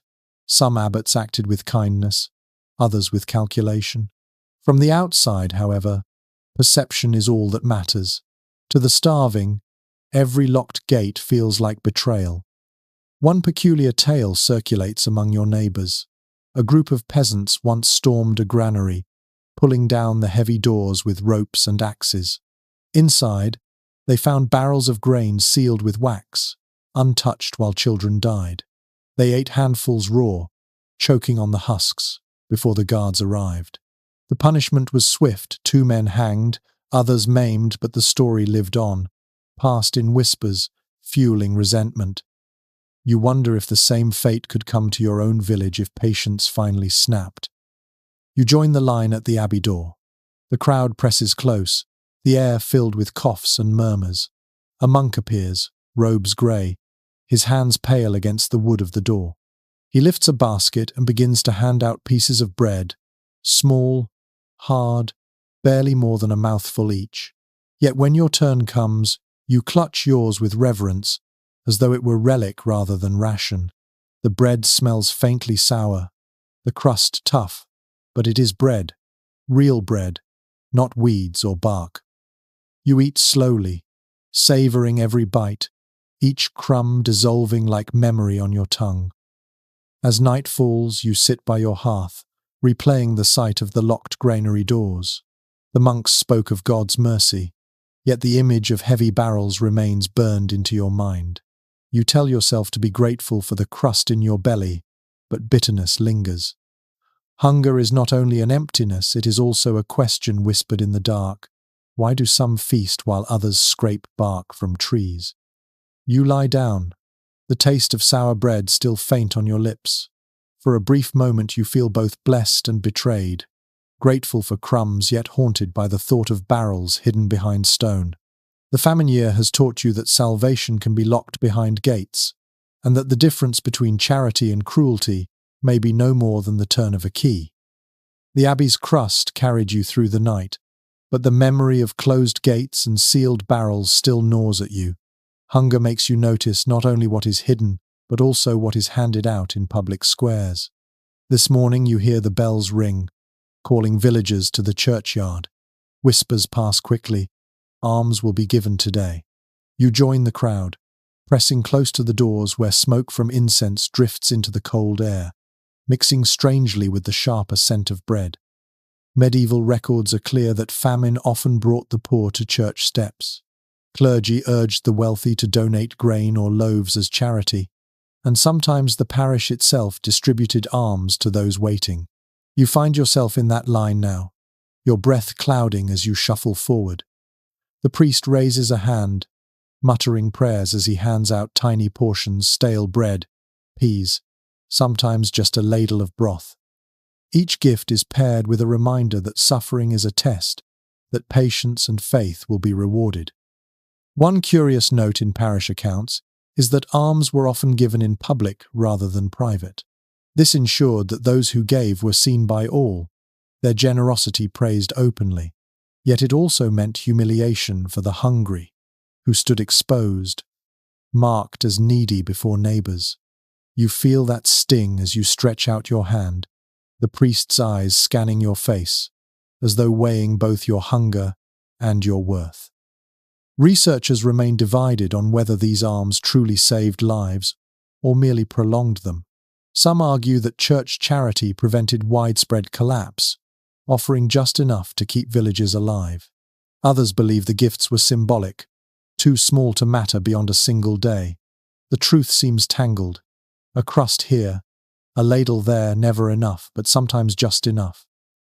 An odd piece of folklore lingers in your mind. It was said that bread given at the church door carried more blessing than bread baked at home. Mothers would save even a crumb to mix into later loaves, believing the sacred trace multiplied nourishment. You pocket a crust of your own, not daring to eat it all at once. Perhaps superstition, perhaps faith, but in famine, you take comfort where you can. You watch the crowd disperse, some weeping with gratitude, others muttering with resentment. One man clutches his bread like treasure, another tears into it before leaving the churchyard. A woman kneels to thank the priest, while a child nearby stuffs the crust into a pocket, perhaps to share later, perhaps to hoard. Hunger reveals not only weakness but also a spectrum of human response. Some turn humble, others defiant, others still quietly cunning. That night, you soak your alms bread in thin broth, letting it swell and soften. The smell is faint but comforting, the taste richer for being sanctified by ritual. The children eat quietly, eyes closing as though savoring a feast. You chew slowly, imagining that each bite carries a sliver of hope along with flour. When you lie down, the memory of the line still flickers, faces hollow, hands stretched, prayers mingling with sighs. The church gave enough to keep you alive, but not enough to silence the hunger. And so you drift into sleep with gratitude on your lips and bitterness in your heart, torn between blessing and burden. The famine year has taught you that survival often arrives not as a banquet, but as crumbs pressed into your palm beneath a priest's solemn gaze.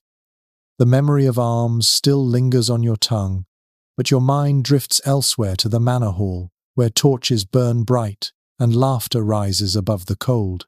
You imagine long tables covered with silver dishes, the clatter of knives against roasted meat, the gleam of pies and sweet confections. In the famine year, contrasts sharpen cruelly, and the gulf between your bowl of weeds and their banquet feels like another form of hunger. Documents from the period describe how nobles continued to feast, even in times of scarcity. Imports, stored reserves, and sheer wealth insulated them from empty fields. Almonds, sugar, and spices, luxuries unseen by peasants, appeared on noble tables as though famine were only a rumor. You picture marchpane, an almond confection, molded into towers and castles, glazed until it gleamed like ivory. To peasants, almonds were dreams. To lords, they were decorations. An unusual tidbit surfaces in a 15th century household account. Nobles sometimes fed their hunting dogs bread richer than anything peasants saw in a famine year. The irony stings. Your children gnaw at bark loaves, while greyhounds feast on white wheat. Such records survive not because they shocked contemporaries, but because they were routine. You imagine yourself peering through the hall's high window, smelling roasted meat while your belly twists. Academics remain divided over how the poor perceived these feasts. Some argue peasants resented them deeply, sparking riots and thefts. Others suggest people accepted them as the natural order, even taking pride in their lord's splendor. Perhaps both were true. Admiration tangled with fury, resignation with envy. Hunger rarely speaks with one voice. One curious anecdote whispers through folklore. A peasant invited to serve at a noble feast once licked the grease from trenchers after the meal, hiding the scraps in his cloak. He was caught, whipped, yet later boasted that even pain could not erase the memory of sweetness on his tongue. His tale spread like legend, half warning, half fantasy. You think of him now as you imagine the lords slicing into marchpane castles while you stir another pot of nettle soup. Back in your hut, you glance at your own fire, a few embers, a cracked pot. You nibble a crust from yesterday's alms and try not to think of banquets. Yet hunger sharpens imagination, and sometimes imagination is worse than emptiness. You close your eyes and taste roasted goose, almond paste, cinnamon dusted on tarts. The flavors are ghosts, but ghosts can torment as cruelly as absence. That night, you whisper to yourself that famine is not only about what you lack, but about what others keep. Envy becomes another kind of hunger, one that gnaws at pride more than stomach. You roll over on your straw, clutching your cloak, and remind yourself, the lords may have marchpane, but you have endured another day. And endurance, in famine, is its own kind of feast. The images of almond marchpanes and noble banquets haunt you long after the fire has died. Yet even in famine, the rhythm of the calendar continues. Feast days arrive, holy days return, and with them comes the expectation of celebration. The irony cuts deep. You are told to rejoice, to honor tradition, while your stomach howls and your hands tremble with weakness. Still, the village clings to ritual, because to abandon it would feel like surrendering the last thread of normal life. Contemporary accounts remind us that medieval communities celebrated festivals even in years of want, though the tables looked meagre compared to times of plenty. Candlemas, Easter, midsummer these days still demanded gathering.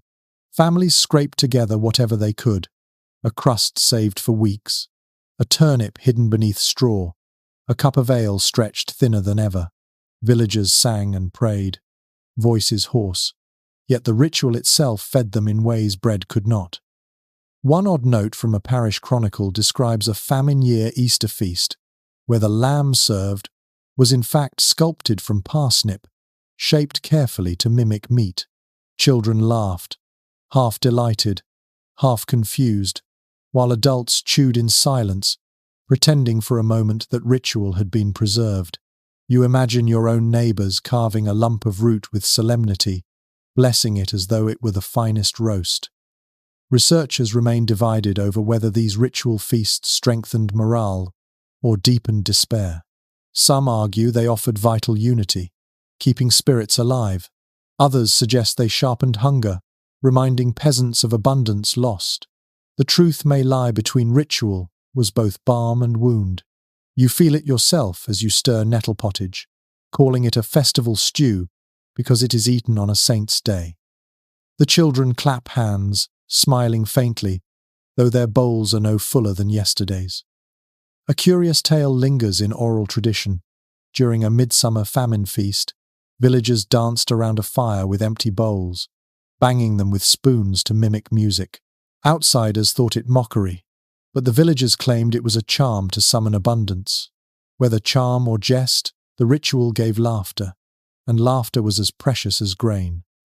That night, you sit by the fire as the villagers gather to sing. Voices are thin, cracked by hunger, yet they weave together into something strong. For a moment, the air hums with life, not despair. You sway with the song, eyes closed, letting it carry you. The bowl in your lap may hold only broth, but your spirit feels briefly fed. As you lie down afterward, you realize the paradox. Famine strips food away, but not ritual. Even hollow feasts still shape the year, still remind you that life continues. You drift to sleep thinking of the parsnip lamb, the empty bowl dance, the brittle laughter. Hunger may hollow the body, but tradition keeps the soul tethered. The midsummer songs still echo faintly in your ears, but the joy of ritual fades quickly when you return to the reality of your hut. The bowls are still too light, the pot still too thin, and the gnawing inside your belly never loosens its grip.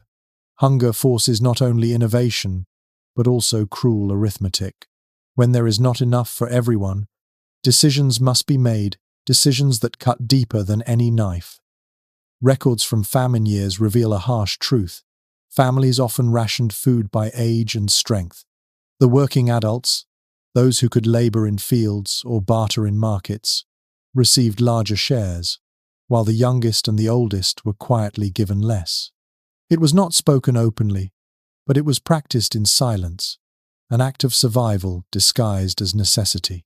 You notice it in your own household. Your spoon pauses before a child's bowl. The ladle lingers longer over your own. Your heart twists, but your hand does not stop. An unusual detail preserved in folklore speaks of hunger hierarchies within families.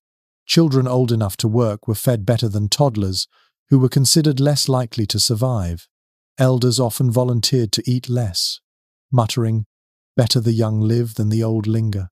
Some even slipped their portions to grandchildren in the dark, a quiet sacrifice that left them weaker each dawn. You recall the old woman down the lane who gave away her bread heel yesterday. This morning, she could not rise from her straw bed. Scholars remain uncertain how deliberate these sacrifices were. Some argue they were conscious strategies, cold calculations in desperate times.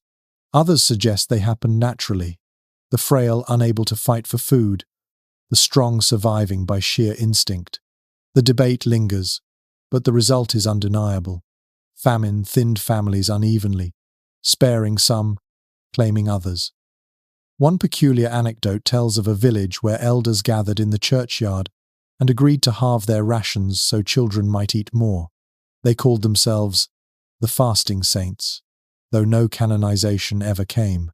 Their gesture became legend, retold as both noble and tragic. You imagine the sight of grey heads bowed, empty bowls at their feet, hunger worn as a crown of sacrifice. You see it in your own hut. The oldest among you pushes his bowl away, pretending he has no appetite. The children seize the chance, dipping their spoons eagerly. You protest weakly, but he silences you with a look, eyes steady, lips thin. The fire crackles, the broth simmers, and the silence grows heavy. Hunger is cruel not only because it empties bellies, but because it forces love to bend under its weight. That night, you lie awake, listening to shallow breathing near the hearth. You know tomorrow he will eat even less, and the next day less still. Love can give away food, but it cannot give away survival. The famine year has taught you that endurance sometimes demands sacrifices that leave scars deeper than hunger ever could. You close your eyes, the guilt pressing heavier than any emptiness, and you whisper into the dark, "Forgive me." The old man's quiet sacrifice still lingers in your mind as you wake to another grey morning. Hunger has become more than an emptiness in the body. It now feels like a fog in the mind, a weight pressing on your spirit. When food is gone, people turn not only to roots and bark, but also to forces unseen. Belief itself becomes a kind of nourishment. Parish records and folk tales alike reveal that in famine years, superstition flourished. People carried herbs in pockets, muttered charms before eating, or hung amulets above doors to keep hunger at bay. You see neighbours tying bunches of garlic and juniper above their thresholds, the smoke from dried sage curling through their huts as if it might drive famine out like an unwelcome spirit. You catch yourself whispering a rhyme your grandmother taught you: sting of nettle, bite of thorn, carry hunger far from home. The words taste strange on your tongue, yet you cling to them. One curious detail from medieval superstition is the belief that certain stones could protect against starvation. Quartz, worn in a pouch, was thought to strengthen the body. Mothers sometimes gave smooth river stones to children, instructing them to suck on them when hunger grew unbearable. The saliva mingled with minerals, fooling the body into thinking it had eaten. You watch a child now, lips wrapped around a pebble, eyes closed in fragile concentration. Researchers remain divided on how sincerely people believed these charms worked. Some argue they were desperate inventions to give meaning to suffering. Others suggest they carried psychosomatic power, easing hunger through comfort alone. Whatever the truth, faith can quiet the belly, if only briefly. You feel it yourself as you trace a small cross into the dirt before lifting your spoon, as though sanctifying the thin broth into something more. An odd anecdote recorded in village lore tells of a woman who swore she could ward off famine by sprinkling powdered mouse bones into her family's stew. The ritual, she claimed, tricked hunger spirits into believing the family had already been fed. Whether anyone believed her fully or simply clung to the idea, her story spread from hearth to hearth, repeated in tones half fearful, half amused. You sit in your hut that night, watching shadows flicker on the wall. A sprig of rosemary hangs above the door, brittle and dry. Your stomach is no fuller, but your heart feels steadier, anchored by the small illusion of protection. The children whisper charms before sleep, their voices soft, almost musical. You close your eyes, letting their words wash over you like a lullaby. As the fire dies, you realize famine does not strip away belief. It deepens it. When the fields fail, when bread disappears, when bodies weaken, people cling to anything that promises control. Herbs, stones, prayers, whispered rhymes, they become as vital as food itself. You drift into uneasy dreams, the scent of sage still in your nose, the rhythm of charms echoing in your ears. The rosemary sprig still dangles above your door, brittle and scentless, but superstition alone cannot still the ache in your stomach. As winter deepens, whispers grow darker. They no longer speak of charms or nettles or even snails. Instead, in hushed tones, neighbours mutter of the one path. No one dares name aloud the path of eating what should never be eaten. Contemporary chronicles of the Great Famine of 1315-17 contain scattered, dreadful notes, rumours of cannibalism, whispered confessions, accusations made in courts. Some entries are vague, others chillingly precise. Monks wrote of travellers who vanished on the roads, of children left unguarded who never returned. These stories spread like smoke, impossible to prove yet impossible to ignore. You hear the murmurs now in your own village, carried on trembling lips. An unusual anecdote survives from French folklore. A mother who baked bread shaped like a child's body, claiming it tricked her hunger into sparing her own son.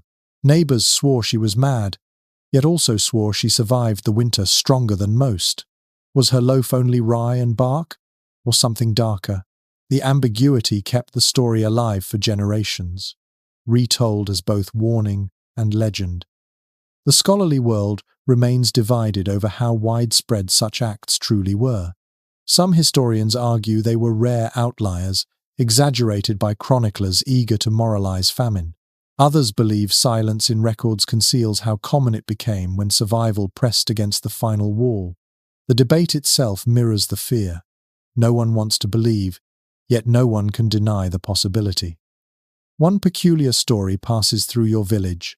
A traveller swore that in a town to the north, bread was baked with flour cut by ashes, and perhaps with something else. He would not finish his sentence, but his eyes told enough. The villagers around him fell silent, some crossing themselves, others shaking their heads in denial. You remember that silence now, heavy as a stone. You sit in your hut, children sleeping nearby, their ribs rising like fragile fences against thin skin. The thought creeps in unbidden. What if it comes to that? You shake your head violently, ashamed. But the famine teaches you that every boundary you swore unbreakable begins to bend. You stroke the dog's rough fur, the children's hollow cheeks, whispering, "Not this, not ever." Yet hunger is patient, waiting, whispering that "never" is only another word for "not yet." That night, sleep comes slowly. In dreams you see feasts where the meat is nameless, the laughter hollow, the bread dark and strange. You wake shivering, clutching your chest, praying silently that your village never sinks so low. But as you listen to the coughs and whimpers of neighbours drifting through thin walls, you know why such whispers endure. Famine starves not only the body, it starves the mind, until even horror begins to look like mercy. The nightmare of nameless feasts fades slowly from your mind, but the hunger that spawned it does not. By now the famine has dragged on so long that the village feels hollowed out, its people shadows of themselves. Whispers of cannibalism still coil through alleys like smoke, but most cling to another path, leaving. When the soil yields nothing, when cellars echo empty, some decide that survival might be found only on the road. Medieval chronicles describe waves of wandering during great famines. Families abandoned their cottages, trudging toward towns where grain markets still flickered, or toward monasteries rumoured to keep stores. They carried little bundles of clothes, a pot, a child clutched tightly, roads filled with the weary, the sick, and the desperate. You imagine yourself stepping onto that muddy path, the smell of damp earth and sweat mingling with the faint hope of bread. One curious note in parish records observes that migrants often sang as they walked, not songs of joy, but laments half prayer, half dirge. The rhythm of song gave tired legs purpose, carrying people mile after mile. You can almost hear it now, a low chant rising and falling, echoing across the fields, each voice trembling but determined. Scholars remain divided on whether wandering actually improved survival chances. Some argue cities provided markets, arms, and the protection of walls. Others insist cities became death traps, crowded with disease and overwhelmed by newcomers. Perhaps both were true. For some, migration meant salvation. For others, ruin. You weigh this in your heart as you glance at your children, wondering if their chances are better on the road or in the cold hut you call home. An unusual anecdote preserved in northern folklore tells of a village that marched together, all at once, abandoning their land entirely. They called themselves God's pilgrims, convinced that leaving was a holy act. Where they ended is unknown. Their story dissolves into rumor. Some say they reached a monastery and were taken in. Others claim they vanished into the forests, swallowed by silence. The tale is retold with equal parts, admiration and dread. You take a step beyond the village edge one morning, just to test the thought. The frost crunches underfoot, and the horizon seems impossibly wide. The air smells of wood smoke from distant cottages, and for a moment you taste freedom. Yet your legs falter. Where would you go? What would you carry? The thought of wandering fills you with both hope and terror. Back in the hut, neighbors discuss leaving. Some swear they will head toward the nearest market town, others toward the sea, where fish still swim.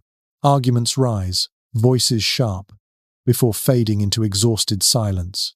No one has enough strength to fight, not even for decisions that mean life or death.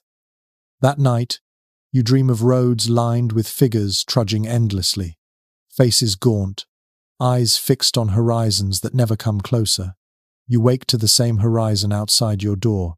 Perhaps you will walk it tomorrow, perhaps never. The famine year has taught you that even movement itself can be a form of survival, and even staying put can feel like surrender. The thought of leaving lingers in your mind, but even those who wander depend on forces larger than themselves. Hunger does not exist in silence. It draws the attention of rulers, councils, kings, and in famine years, proclamations spread like smoke through the villages. Today, a rider passes down the lane, his horse thin but his voice loud, unrolling a scroll edged with wax. You and your neighbors gather, weak but curious, to hear what power intends to do about your empty bellies. Historical records confirm that medieval governments often issued decrees in response to famine. Some set price caps on grain, forbidding bakers and merchants from charging more than a fixed sum. Others threatened punishment for hoarding, ordering hidden stores to be surrendered. In rare cases, carts of grain were dispatched from one region to another, guarded by soldiers against hungry crowds. The rider now declares, "By order of the crown, the price of bread shall not exceed 4 pence the loaf." The villagers murmur, half relieved, half skeptical. A peculiar entry in a 14th century town record describes how such caps sometimes backfired. Bakers, unwilling to sell at low prices, simply stopped baking. Loaves vanished from stalls, and the markets emptied even faster. People starved not because they couldn't afford bread, but because no bread was offered. You imagine your own market square, stalls bare, merchants shrugging as they closed their shutters. What use is a law if no food exists to sell? Researchers disagree on whether grain relief was ever fairly distributed. Some argue wagons of barley and rye reached villages and saved lives. Others claim the carts were diverted to cities, or seized by lords before peasants ever saw them. The truth, as always, seems tangled. Some families received relief, others only rumors. You think of the cart tracks you once saw on the road, and wonder if they led to a hungry town or a noble storeroom. One curious anecdote preserved in oral tradition tells of villagers who overturned a relief wagon, seizing sacks of grain before guards could stop them. They were beaten back, but not before scattering enough kernels into the mud that children scraped them up for days. Mothers boiled muddy barley, washing it again and again, still grateful for what the road had spilled. Hunger makes scavengers of everyone. Back in your hut, you discuss the proclamation with neighbors, Some believe the crown will save them. Others sneer that kings care only for cities and castles. You sit silently, torn between fragile hope and deep cynicism. The memory of bark loaves and snail broth is too fresh to trust in parchment promises. As night falls, the words of the rider still echo. Price caps, punishments, decrees. You lie on your straw bed, wondering if tomorrow will bring carts of grain or nothing at all. Hunger has taught you this. Proclamations do not fill bowls. Yet you cling faintly to the thought that somewhere, someone with power has noticed your emptiness. Whether that notice is salvation or cruelty remains to be seen. The rider's proclamation fades into memory, but what lingers louder are the sounds of the village itself. Hunger does not silence people, it gives them new songs, strange laments that cling like shadows. You hear them first at night, drifting through the narrow lanes, thin voices singing verses about empty fields, hollow bellies, prayers turn bitter. In famine years, words become another form of sustenance, stories carried on melodies when food is gone. Chroniclers of the 14th century sometimes recorded these famine songs, scribbled in margins of manuscripts or noted by monks. They were not hymns of triumph, but of survival, verses that named the ache directly. No bread in the mill, no meat in the pan. One refrain went, repeated until it felt like both lament and lullaby. You imagine yourself humming it under your breath, the rhythm steady as footsteps, the words a shield against despair. One curious detail from village lore is that children often turned famine into rhyme games. They skipped stones while chanting about nettle soup, or teased each other with songs about bark bread. Their laughter mingled with hunger, creating a dissonant music that unsettled adults but comforted the young. Even misery, it seems, could be wrapped in play. You watch children now, clapping hands in rhythm, their cheeks hollow yet their eyes briefly bright. Scholars continue to debate the role of these famine songs. Some argue they served as oral records, preserving memory of hardship for future generations. Others believe they were coping tools, giving voice to what could not be endured in silence. The lack of written music leaves uncertainty, but the persistence of such rhymes in folklore centuries later suggests they mattered deeply. An odd anecdote passed down in northern tales tells of a village that sang so loudly during famine that passing merchants mistook them for celebrating. Shamed, the merchants opened their wagons, sharing grain with those who had tricked them with false joy. Whether the story is true or not, it carries a strange lesson. Sometimes performance feeds the body as much as the spirit. You find yourself humming one of the laments now as you stir the evening pot. The words slip easily into your throat, carrying the ache out with them. The children join, their voices fragile but determined, filling the hut with a kind of fragile harmony. The broth may be thin, but the sound feels thick, as though each note adds weight to the meal. That night, lying on straw, you still hear the faint echoes of neighbors singing in the distance. The hunger is not gone, but it feels less lonely when it has a melody. You close your eyes, chest rising and falling in rhythm with the unseen choir. Famine, you realize, starves the body, but not always the voice. In song, you taste a kind of survival that grain alone cannot give. The songs linger in the night air, fading only when dawn breaks pale and thin. By now, the famine year has carved itself into your bones. Every day has been measured in roots and weeds, bark bread and snail broth, arms and whispers, dreams and despair. And yet, like all winters, this one must finally yield. As spring pushes its first fragile shoots through the soil, you feel something shift, the promise that hunger may end. Historical accounts often describe the first true harvest after a famine as nearly miraculous. Villagers spoke of kneeling in the fields, kissing the earth that offered grain again. You imagine yourself stumbling into the field, running rough fingers over tender stalks of barley, hearing the dry hiss as they sway in the breeze. The smell is sharp and grassy, but to you it is sweeter than any feast. One unusual story in parish records tells of a community that baked a single great loaf from the first flour milled after famine, dividing it so every villager received a bite. Children danced with crumbs clutched in their fists. Old men wept openly, and women blessed the oven as though it were an altar. You close your eyes and picture it, the heat of the loaf in your hands, the crust cracking, the taste flooding your mouth like sunlight. Researchers remain divided on how quickly recovery came after famine. Some argue that even after harvest, malnutrition lingered, bodies too weakened to bounce back. Others note that hope itself, combined with bread in the belly, revived people faster than expected. Whatever the truth, that first loaf became more than food. It was proof that survival had been worth it. A peculiar anecdote whispers in folklore. Villagers claimed that bread baked after famine carried a sweetness never found in ordinary years.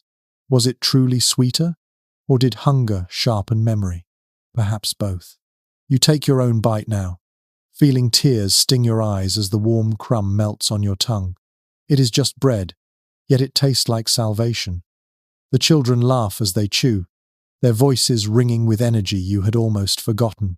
Neighbors gather in the lane, breaking bread, trading smiles instead of rumors. For once, smoke rising from chimneys smells not of bark or weeds but of honest grain. You look around and realize how much has been lost, but also how much has endured. As night falls, you lie on your straw bed, stomach fuller than it has been in months. The famine year has scarred you, taught you things you never wished to learn: how to boil leather, how to eat worms, how to ration love itself. But it has also shown you the stubbornness of life, the way voices still rose in song, the way even crumbs could bind a village together. The fire burns brighter tonight, the air warmer, the future less cruel. You drift into sleep with bread still sweet on your tongue, whispering thanks that the year without food has finally passed. Tomorrow will bring new labor, new struggles, but not the hollow gnawing that once seemed endless. And so, the famine year closes. You've walked through barren fields and tangled forests, scavenged roots and nettles, tasted bark, snails, and bitter acorns. You've heard the hollow chants of neighbors, felt the sting of empty bowls, seen sacrifice written on the faces of the old and the young alike. Yet here, at the end, the story slows, the sharp edges softening. Imagine yourself now in a quiet meadow, the harvest long since gathered, the air filled not with hunger but with the hum of bees. The bread is warm again, resting in your palm, its crust golden, its crumbs soft. You tear a piece gently, the steam rising, carrying with it the faint sweetness of grain renewed. Each bite is slow, deliberate, not desperate. This is not survival, it is living. Let your shoulders loosen, the weight of gnawing hunger falling away. Listen for the fading echoes of songs once sung in famine. They dissolve now into silence, replaced by the whisper of grass in the breeze. Even the shadows of bark bread and boiled leather recede, leaving only lessons, that resilience is stitched into human breath, that even in the bleakest year, life finds small ways to continue. You are no longer in a smoky hut, no longer scraping pots or counting crumbs. You are lying comfortably, safe and still, knowing the famine has passed. The fields are green again, the granaries are full, the fear is gone. Close your eyes to the warmth of the fire, to the soft glow of memory. Let your breath slow, steady and calm. The hunger of history is behind you now, and only rest lies ahead. Sleep comes gently, and with it, peace. Sweet dreams.